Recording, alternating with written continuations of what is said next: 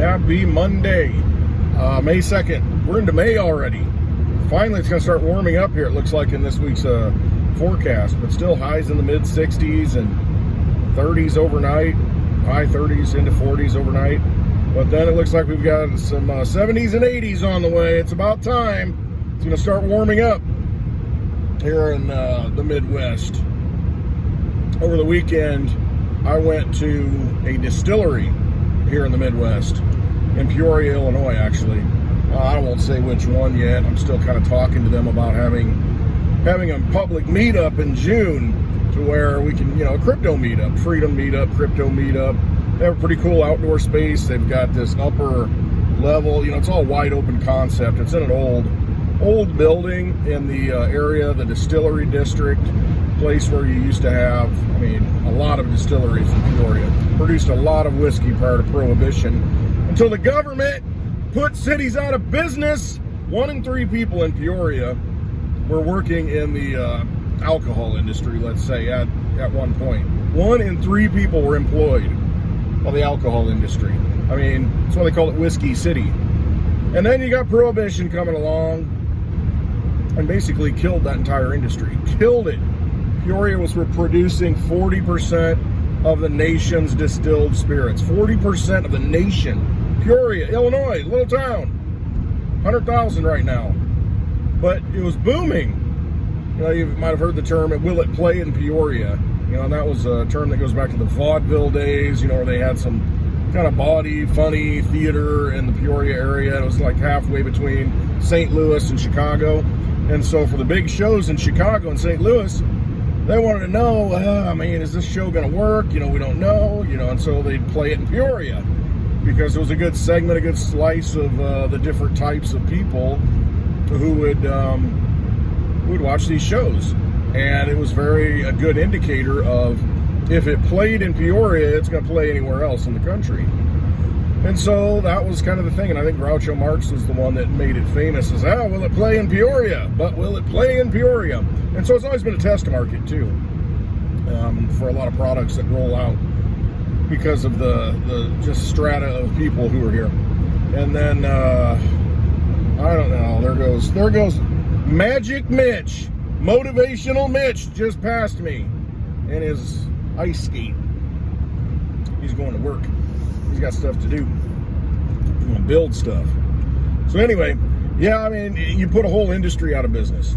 Will it play in Peoria? Well, hopefully Westwood and the Happy Hour Roadshow is going to play in Peoria. That's the goal here, to have a live event, hopefully at a distillery, at a place where it goes back to the roots of what Peoria is. And that is Whiskey City. Producing locally grown grains. That's what this place is doing. It's pretty cool. Producing distilled spirits. Not just whiskey, but they have whiskey, bourbon, a rye whiskey. They produce vodka and gin, and then they have a couple of liqueurs.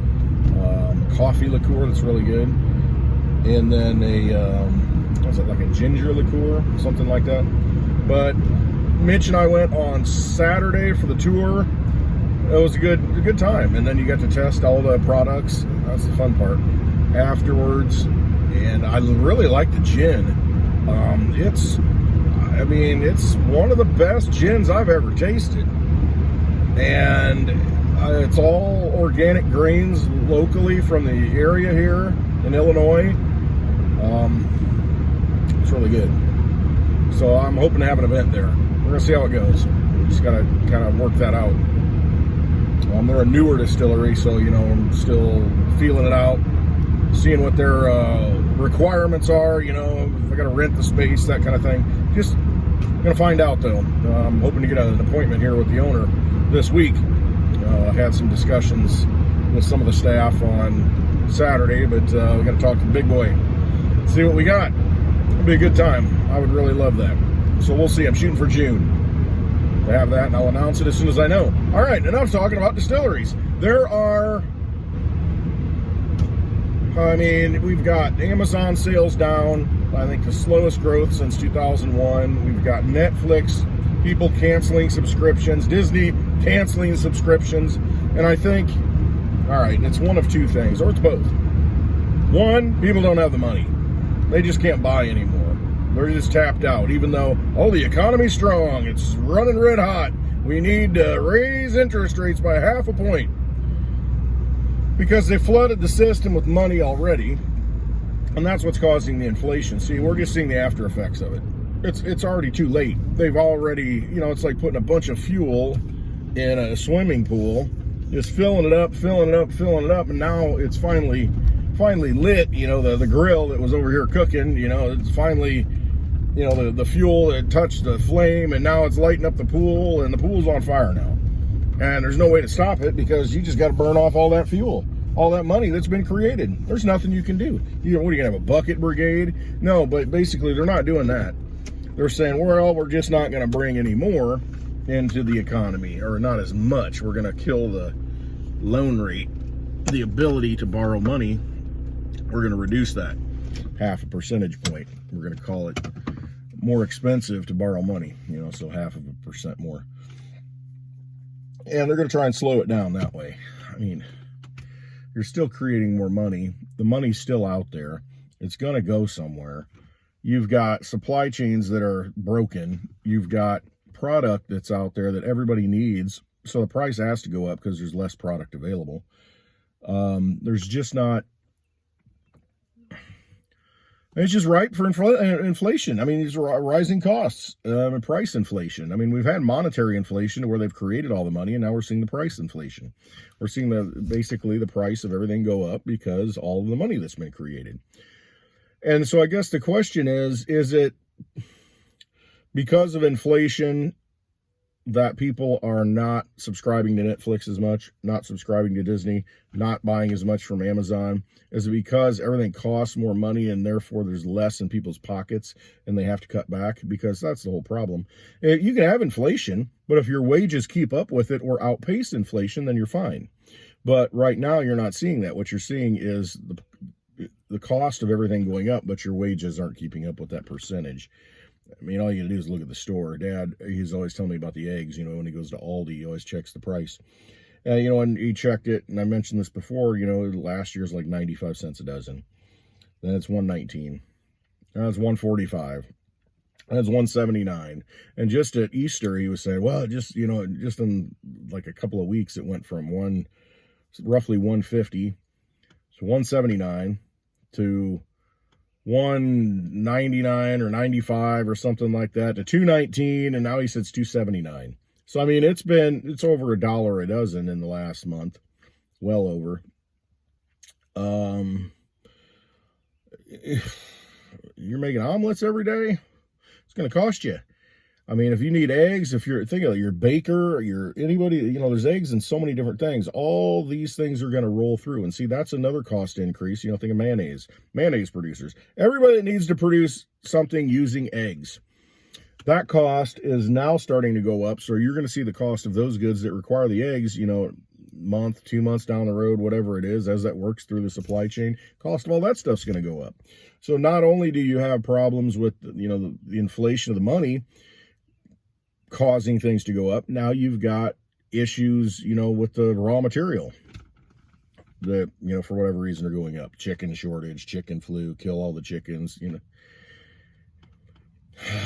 whatever it takes to destroy people, destroy people's lives. That's what they're going to do.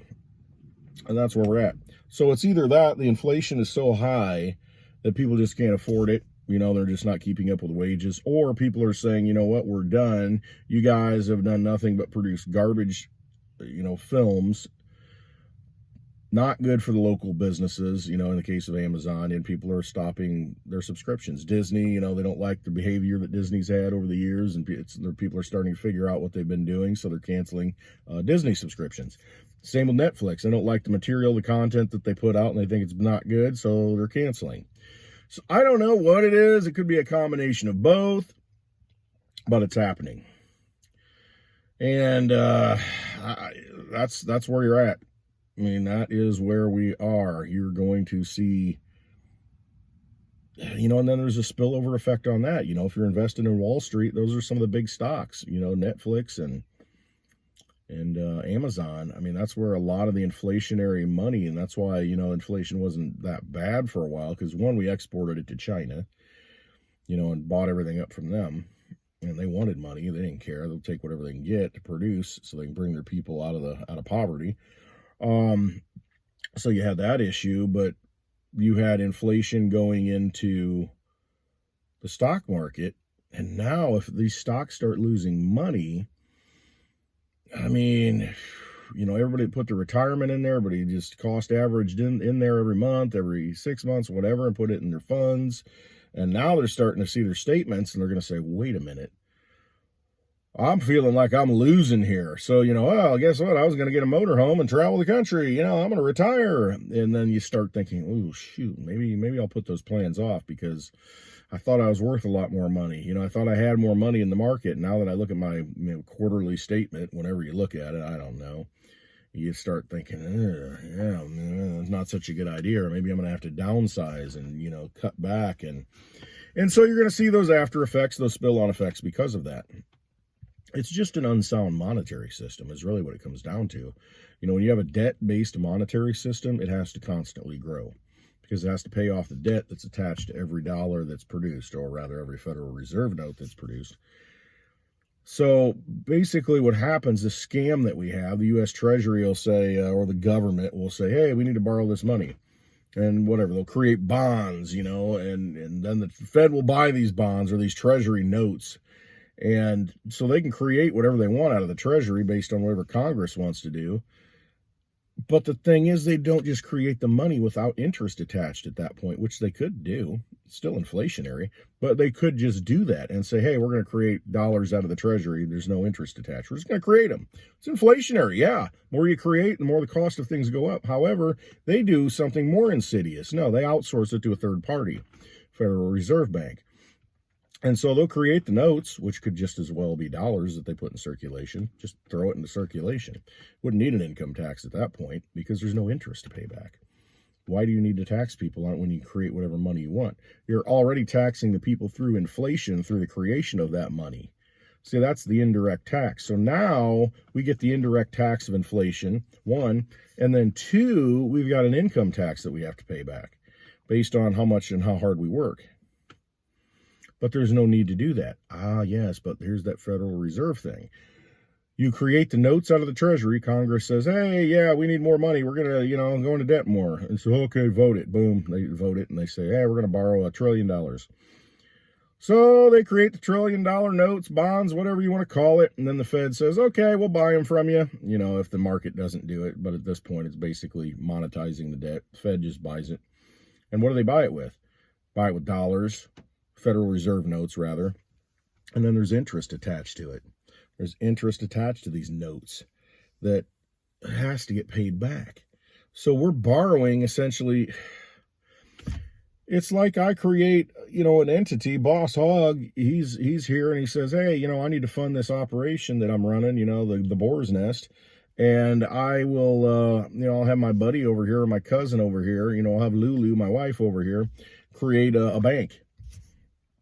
And he says, yeah, I need to borrow some money. So, okay, here, let me print you some up. Well, let me give you this as collateral. I'll give you this piece of paper that says I owe you as collateral, but it's backed by, the people of the county. And it's this big scam. I mean, that's exactly what's happened at the national level. They borrow this money. The national government borrows the money in the name of the people. And then the Federal Reserve charges interest on the Federal Reserve notes, what we call dollars, they print up. Well, we've got to pay interest back on that. For why, though? Why are we doing that? Why are we outsourcing the creation of our money when we don't need to do that? We can just do it right out of the Treasury. We didn't have a Federal Reserve prior to 1913. Didn't need a central bank. Just do it right out of the Treasury. That's what we're doing anyway. I mean, Congress is just deficit spending. So they can just deficit spend and create the money themselves. Why outsource it? Why have a middleman? Well, because that's how some people get rich. And why is there such a big push by banksters to make sure that there's a central bank in every country? And when they don't have a central bank, like let's see, Libya didn't, Iraq didn't, And then they get decimated and their leaders get basically executed. Does Russia have a central bank?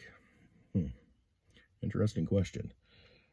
It's a big scam. It's a big Ponzi scheme, you know, and that's how it is. They're puppet masters. They control the world, and they do it through the money. And so you got to realize it's, you know, they're vampires. Just sucking your energy away. They're bleeding it away, drip, drip, drip. Every time more money is created, they get a cut of it through interest for performing the service of, oh, okay, we're going to put these on a screen for you and say that you have them, and you can go spend them. Well, who authorized them to do this? Basically, we do, because we're dumb enough to accept it. We're deceived enough to accept it. Let's put it that way. Whole lives we've been deceived enough to accept it, to where we look at a dollar bill, we look at a $20 bill, and there's some magic, some alchemic art that goes on there. It's alchemy. That's all it is. They're creating something out of nothing, and then we give it power by saying, yeah, okay, I'll accept that in payment. I'm sorry, but pay me in Litecoin. Pay me in a sound cryptocurrency. Pay me in silver. I don't pay me in Litecoin, honestly, because you got to test silver, gold, same way. These precious metals, you got to test them, make sure they're not counterfeit. Bills, dollars, any kind of paper note, you know, they can be counterfeited. You can't counterfeit Litecoin. The network validates it. You know the transaction's good. You get it in your wallet. All those computers out there running the code have validated it for over 10 years now. It's been running for over 10 years. Nothing has stopped it. No central banks had to be involved. No governments have had to be involved. It's our money. We can do what we want with it. The Litecoin network, the people running those computers, the miners running those computers and that code, those are the ones who validate all the transactions independent of any government or central bank. Allows us to have our own money. And now, today, yes, today, by the end of today, like around midnight, you know, maybe 11 o'clock Central Time where I'm at, Mimblewimble will activate on the network, the Litecoin network. It will be signaled by all the miners, enough miners, 75% of them in this window of blocks of transactions. Enough of them will have produced a Mimblewimble transaction or block that it's done. And then I think 2 more weeks you have to wait for it fully locks in. But that's it. Once it's signaled tonight, it's done. It's a done deal. It's sealed.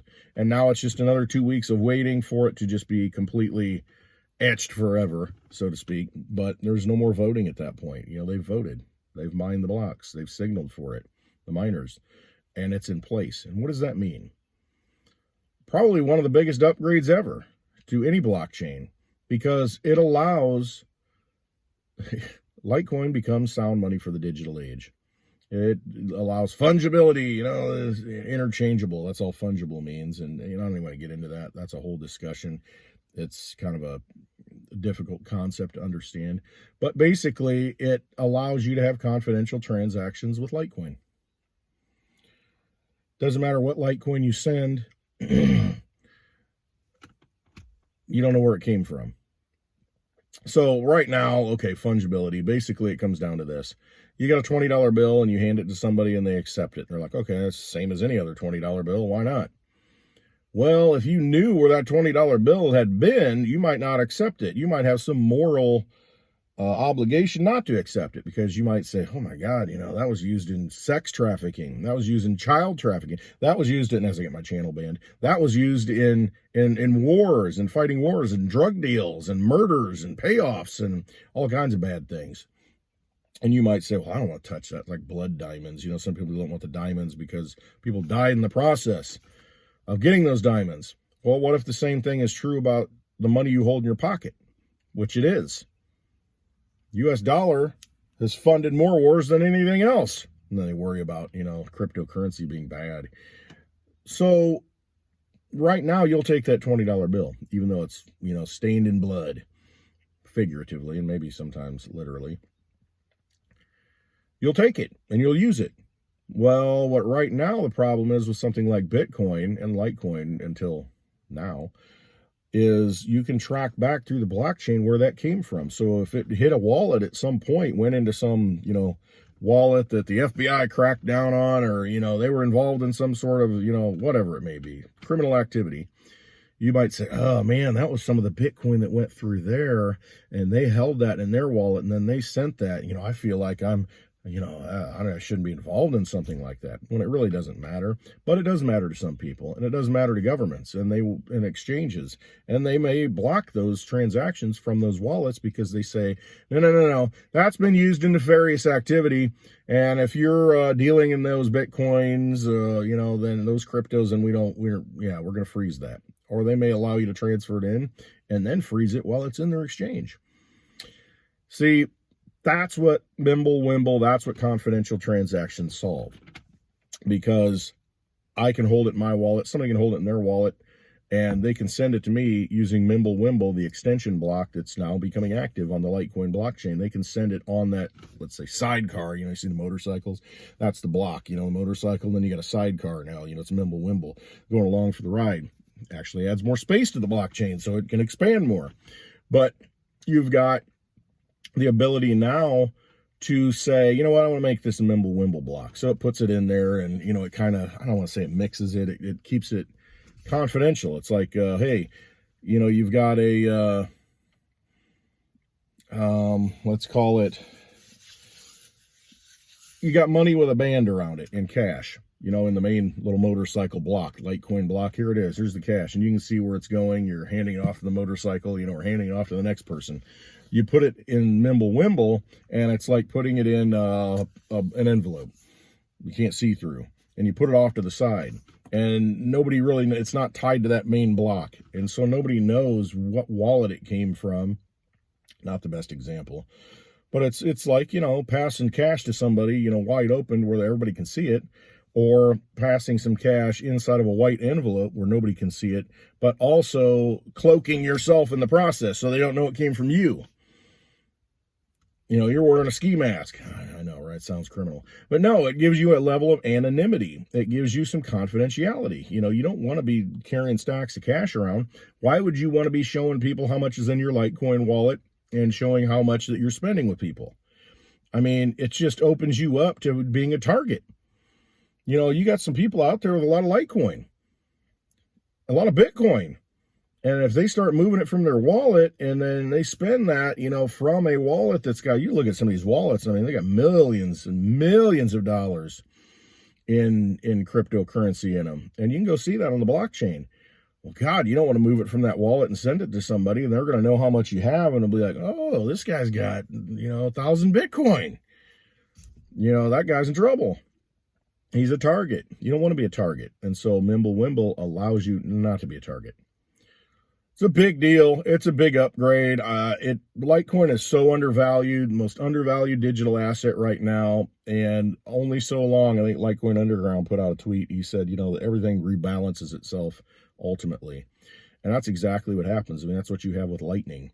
You have positive and negative ions in the atmosphere. When they get out of whack, you get a lightning strike. When there's too many on one side, the universe corrects itself, and sometimes violently. And I think that's what you're going to see with Litecoin. You will see a violent correction back to where it should be, or to where it should be. Something's happened to it. I don't want to say it's suppressed. Something has kept it way down. What forces, I don't know. But you got something big coming, activating on this network that no other network has. You've got it on the most liquid network. Some people can make the argument, yeah, well, Monero's secure, this and that. Monero's not liquid.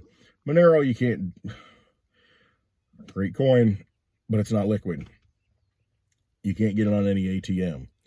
It does not have the liquidity like Litecoin. Litecoin is second to Bitcoin in liquidity on ATMs, on exchanges. I mean, everybody has Litecoin.